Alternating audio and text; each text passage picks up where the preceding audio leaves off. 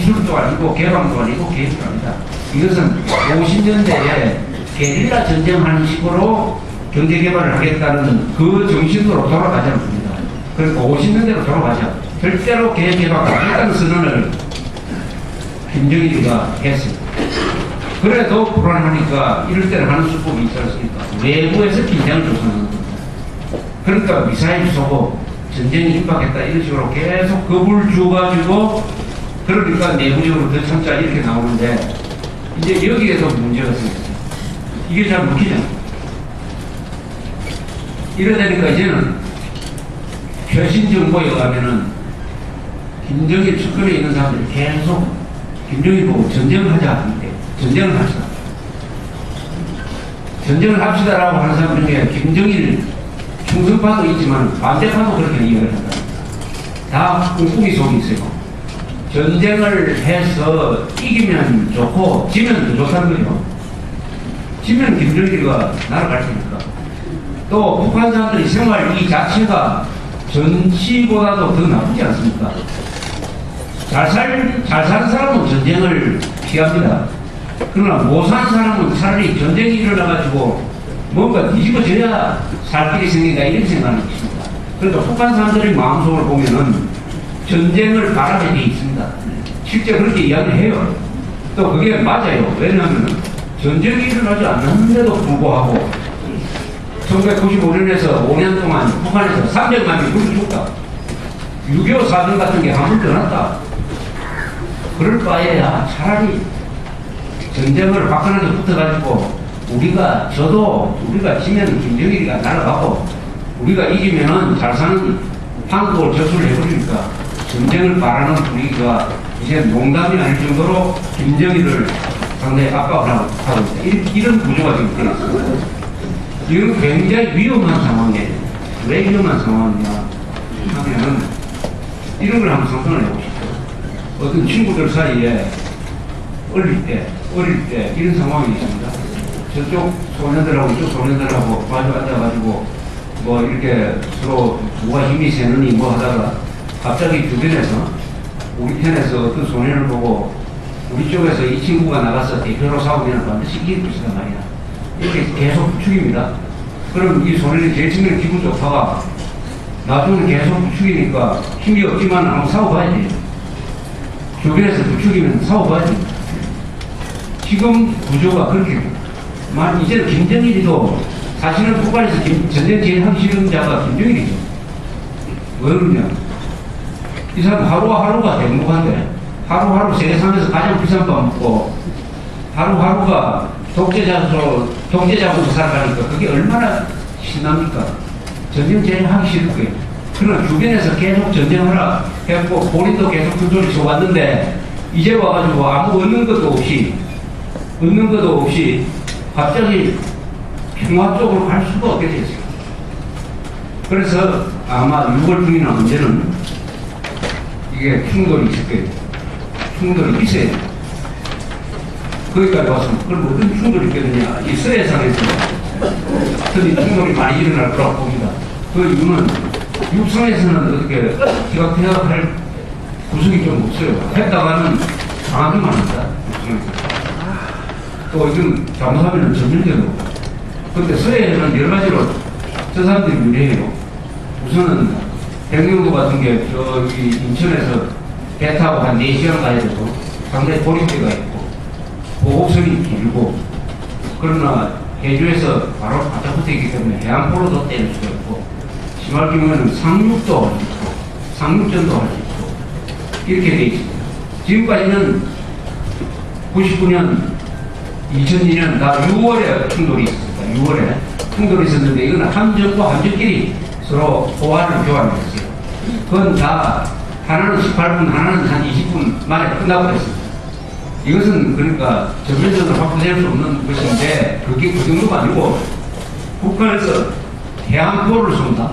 해안포로서 백령도에 있는 대병대 기지를 공격을 한다. 그럼 우리는 그 해안포를 때려야 됩니다. 해안포. 그 다음에 저쪽에서 비행기가 날아온다. 우리는 또 비행기가 들어가죠.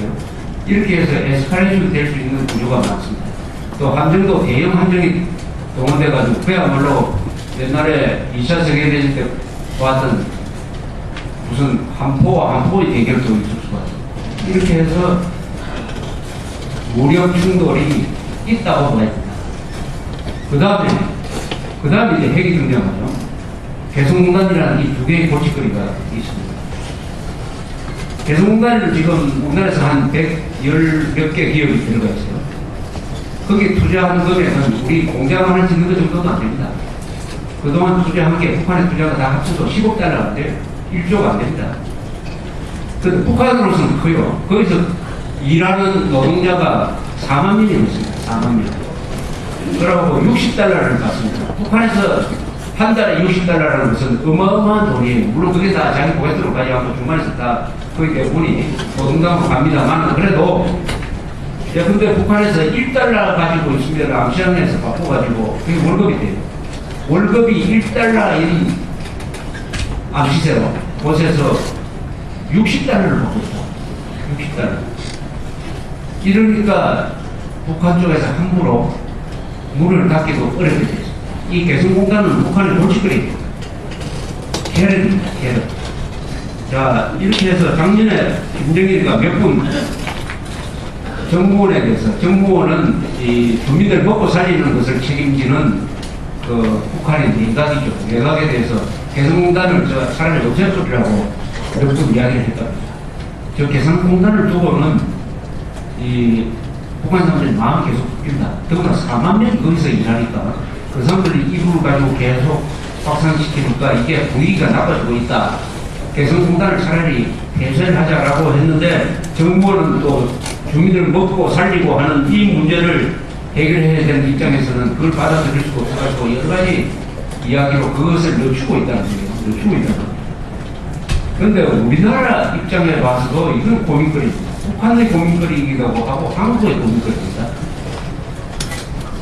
올해 들어와서 수시로 북한에서 개성공단에 근무하는 수백 명의 한국 사람들이 집으로 돌아가려고 할 때 태극기를 딱 막아버렸습니다. 그래서 며칠 동안 돌아오지 못하도록 하는 일이 한 서너 차례가 있었어요. 사실상 응유하는 거죠. 응유입니다. 여기서 이명박 정부가 기회를 놓쳤어요. 그렇게 하고 정상적으로 출퇴근을 허용할 때 딱 우리가 선을 그었어야 됩니다. 북한에 대해서 우리 지금 이런 거 안 한 거 돼 있지 않느냐. 우리 약속에 어제 함부로 한국 직원들을 마음대로 집에 안 돌려보내주고 북한에 응용하는 그런 것을 허용하는 약속을 한 적이 없다. 따라서 이런 짓을 한 사람을 문책을 해라. 그리고 재발 방지 대책을 내놓지 않으면 한국 직원 내일부터 개성공단에 안 보내겠다.